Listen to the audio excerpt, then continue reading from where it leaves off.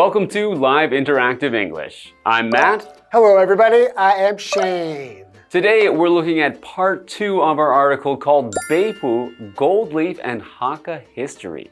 Okay. So in part 1, we learned that Beipu is the place where they filmed a Taiwanese TV show called Gold Leaf. That's right. And this inspired the writer go there to actually go to Beipu because they got quite interested by watching Gold Leaf. Mm-hmm. Have you ever visited a place or been in a place that was also part of the movie scene?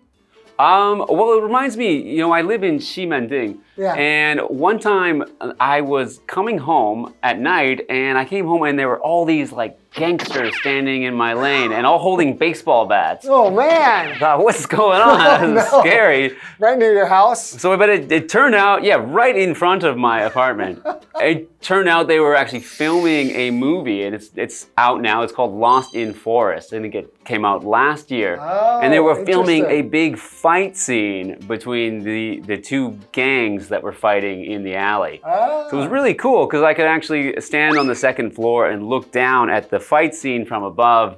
And it was very interesting to watch. Oh, okay. Yeah, my wife got really interested in a movie, from a Taiwanese movie. You might have remembered it from about 10 years ago, or a little over 10 years ago. It's called Sideka Balai. Okay. And it's like Sidik Bale. Right, I remember that one. Yeah, and basically it's about the Aboriginal people and fighting the Japanese. And because of the story and because of how popular the film was, we went on a tour in the area, and the tour guide was actually a real Aboriginal and introduced us to Aboriginal food and Aboriginal culture, and it was a really neat experience. So I'm one of these people where I saw something and then decided, hey, that does sound like, it was my wife, but I was all in favor of it, and it was actually quite cool. Wow, that's great. That sounds like an interesting experience. Yeah, well, maybe after we finish this article about Beipu, we'll be inspired to go there. I might just need to watch this Gold Leaf on Netflix. That's right. Well, let's find out more about Beipu as we get into part 2. Okay.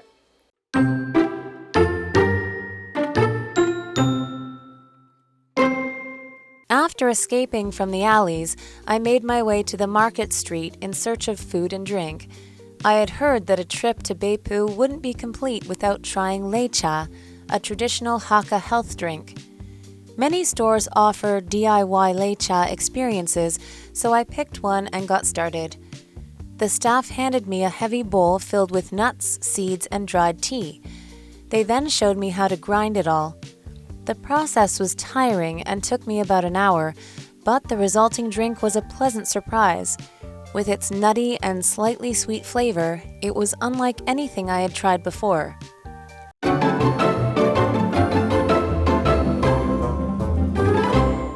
Welcome back. Today we are looking at part 2 of our article, Beipu, Gold Leaf and Hakka History.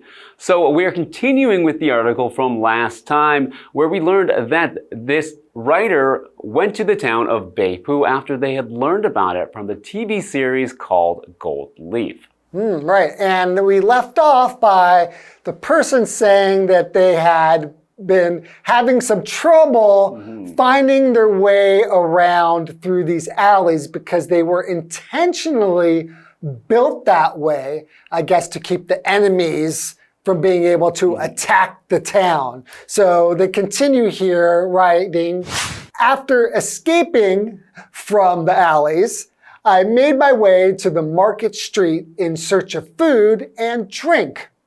Okay. So they didn't really escape. When they mean they escaped, they mean they finally got out of these confusing alleys. Yeah, but it felt like escaping. That's how confusing they were. They had to keep looking at their map, like, how do I get out of here? How do I get to the market? I'm starving. I need something to drink. Okay. I had heard that a trip to Beipu wouldn't be complete without trying Leicha, a traditional Hakka health drink. Have you ever tried Leicha before? No, I definitely have not. I have not either. I feel like I've heard of it, but no, I haven't tried it myself. Okay, so if you go to Beipu, it's a must do. Right, it's something you must do there. Yeah. Many stores offer DIY 擂茶 experiences. So I picked one and got started. Okay, so you can make your own 擂茶. Yeah, DIY is short for do it yourself. So you make this 擂茶 by yourself, or I'm sure with the help of probably some teacher who's there. Someone who knows what they're doing. But you get to probably copy it and learn how to do it by yourself. That sounds pretty fun. Okay. The staff handed me a heavy bowl filled with nuts, seeds, and dried tea. They then showed me how to grind it all. Okay, that does sound kind of interesting. Right, it's a bit different from, traditional tea that is just made with tea leaves. Yeah, It's not only that. You have some ground up nuts and what was it? Nuts and It was seeds also. seeds as well. Like that does sound kind of. I'm kind of interested now. I wonder if you'll probably get it here in Taipei. I'm sure. I think so. Yeah. Right? We have a vocabulary word, staff. Now, staff is all workers employed in an organization considered as a group or a subset of this group of people. So, for example, Shelley is a new member of the hotel staff. Now, you have to be careful. A lot of people I've heard in Taiwan will say a staff when they're referring to one member of a staff. So you will say a staff member or a member of staff. Staff is going to be more than one person, right? Okay. Just as a reminder. Okay. So they said to grind down, they're going to grind these seeds, nuts, and tea leaves. So to grind means to reduce something to small particles or to a powder by crushing it. Right. So if this is in the bowl, I think they're probably going to maybe mash it down or grind it by pushing on it to crush it into small pieces. So, for example, the women ground all of the corn down. So grind becomes ground in the past tense. And you might be familiar with many ground things like ground coffee. You can buy ground coffee. That's right. Okay, so continuing the story, the process was tiring and took me about an hour. But the resulting drink was a pleasant surprise. Well, about an hour, quite tiring there, huh? Right, I hope that's a long process. I hope you got more than one cup of tea out of that. You're thirsty after that. So what is a process? Okay, a process is a series of steps or actions taken to accomplish a particular goal. So in this case, it's the steps that are taken to grind the tea and then, I guess, to make it into a tea. To make the tea, to brew the tea. Right. Okay, so another example sentence, learning to drive can be a difficult process. Continuing with the article, with its nutty and slightly sweet flavor, it was unlike anything I had tried before. Okay, so slightly just means a little. So for example, you could say the price of the sandwich has increased slightly, but it's still not very high. So it's gone up a little, but not by much. Okay, why don't we take a short break and we'll be right back.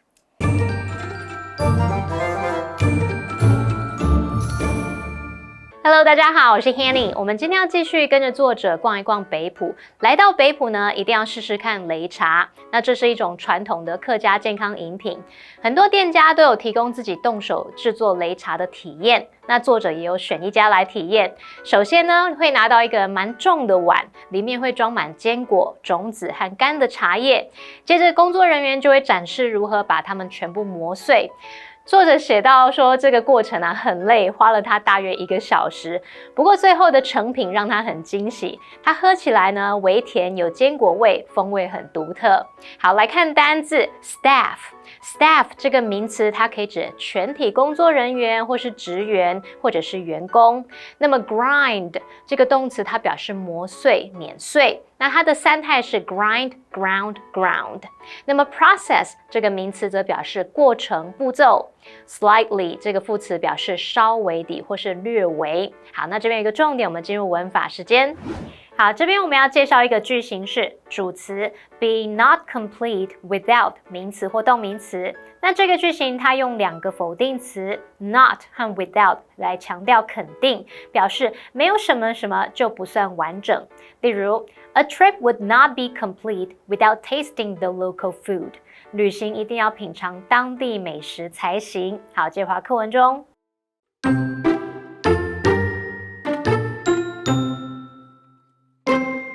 Afterward, I grabbed a Hakka-style steamed mugwort bun filled with radish and headed toward my final stop, Beipu Cold Spring. After a 15-minute scooter ride, I arrived at a bridge that led to several cold spring pools. However, I never made it that far. Instead, I took off my shoes and waded in the clear stream under the bridge. I enjoyed the cool water and watching the fish swim all around me so much. It was the perfect end to my day in Beipu.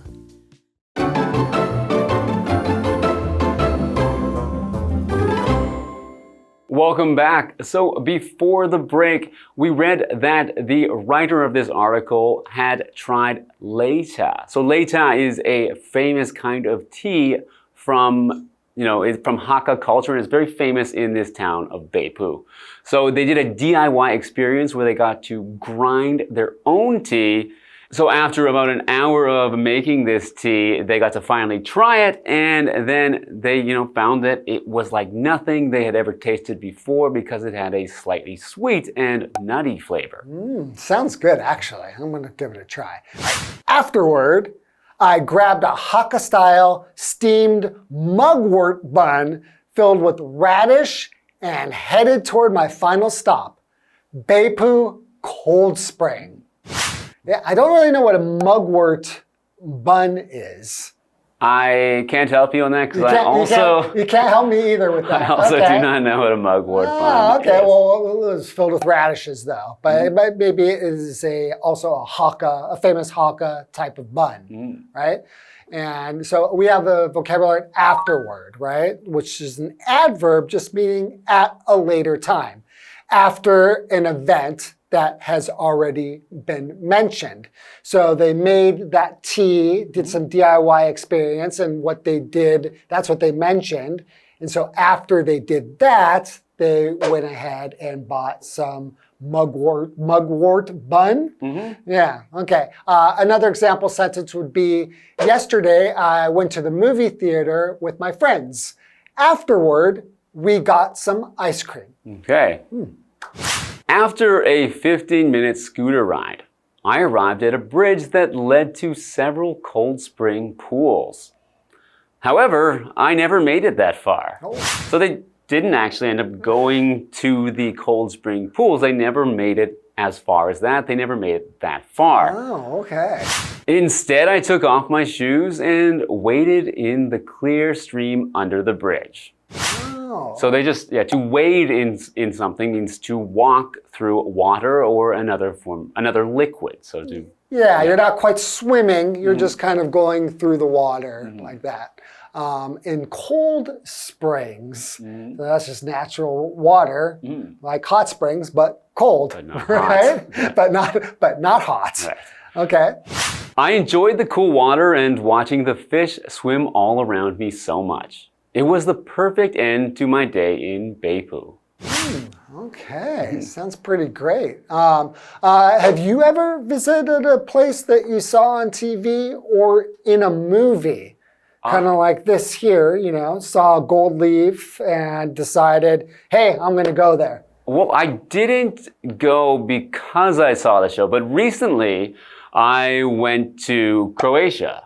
And Croatia has many locations which are featured in the Game of Thrones series. Oh, okay. So I went to the city of Dubrovnik, and in Dubrovnik there's the old town is like a huge castle. So it has these large castle walls, and it has many locations within the city where they actually filmed scenes from the Game of Thrones. And it has this one beautiful staircase, which was actually a very famous scene where one of the characters walked down the staircase and everyone was throwing things at her. And it's a very famous scene from the show, so it was pretty cool to see it in person there. Well, I'm from Los Angeles, from pretty close to Hollywood. So I pretty much just, every time I watch a movie, I'm like, oh yeah, I've been there. Oh, I used to live on that street. Oh yeah. So I haven't really ever been to a place that I saw in a movie, then decided to go there. Kind of like the opposite, is I live in the place where all the movies are located. Right, okay. So you didn't have to travel. I didn't have to travel. I was already there. Yeah. All right. All right, well, that's all the time we have for Beipu and Gold Leaf and visiting this really beautiful town. Yeah, and we'll see you guys next time. Goodbye. Bye-bye.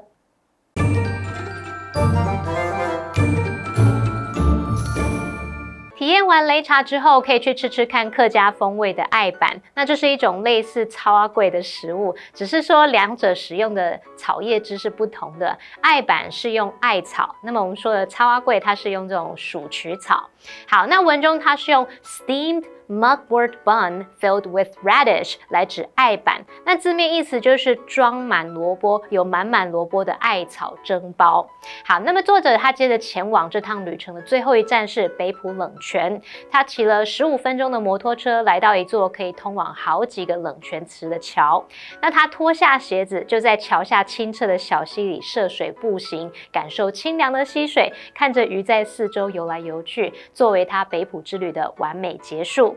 好，单字 afterward 它可以表达后来之后，是个副词。那它另外一个拼法可以在后面加一个 s。好，那这边有一个重点，我们进入文法时间。这边要介绍的是感官动词。感官动词是指看、听、闻、感觉之类的动词，包括 watch、see、look at、listen to、hear、feel、smell 等等。我们以下介绍3种常见的用法。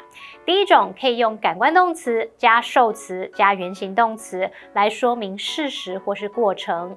例如 Did you see her get in the car? 你有看到她坐上那辆车吗？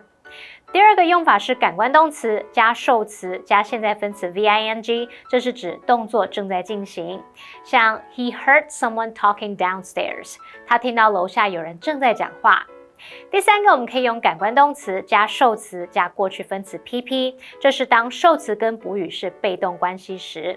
例如 She noticed a cat stuck in a tree， 她注意到一只猫被困在树上了。好，那么以上今天的讲解，同学们别走开，马上回来哦。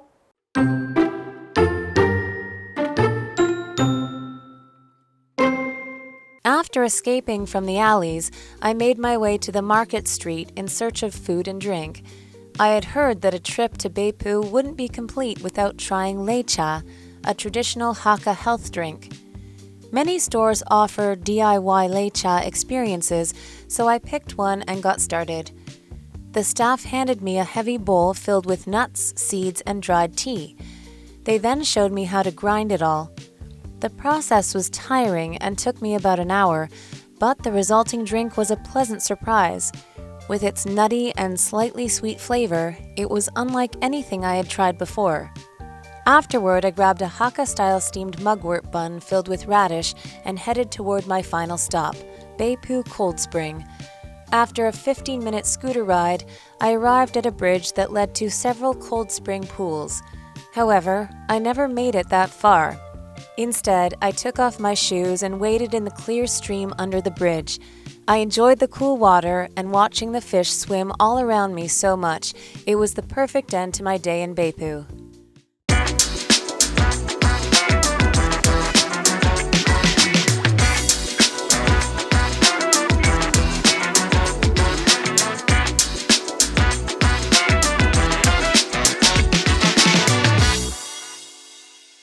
Hey, it's Kiwi on the street. I'm Kiki. And I'm Winnie, and I'm also having a very rouge day, okay? First of all, I was late to work, and then the weather was bad. So it was just a really rouge day.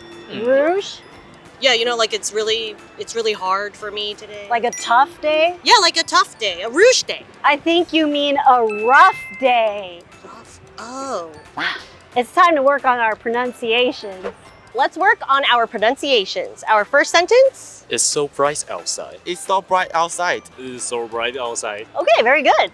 It's so bright outside. Very Good, good. thanks. Okay, what about this? You can go first.